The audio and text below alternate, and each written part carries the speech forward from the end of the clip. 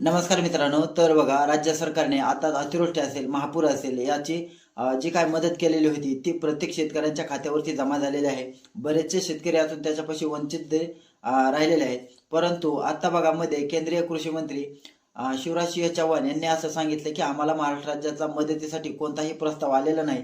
परंतु ज्यावेळेस मीडियाच्या माध्यमातून याचा मोठ्या प्रमाणात महाराष्ट्रामध्ये एक रोष व्यक्त केला जात होता आणि त्यानंतर केंद्रीय कृषी मंत्री यांनी परत असं स्टेटमेंट दिलं की आम्हाला महाराष्ट्राचा प्रस्ताव आलेला आहे.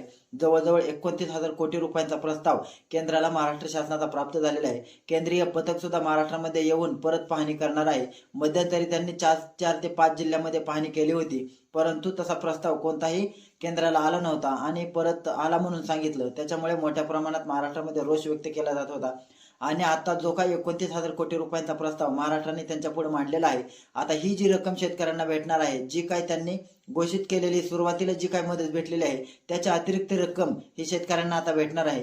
ती नेमकी कोणत्या स्वरूपात असेल याविषयी लवकरच आपल्याला समजणार आहे आणि याविषयी जर काय अपडेट आली तर ती आम्ही तुमच्यापर्यंत नक्की पोहोचवण्याचा प्रयत्न करू. धन्यवाद.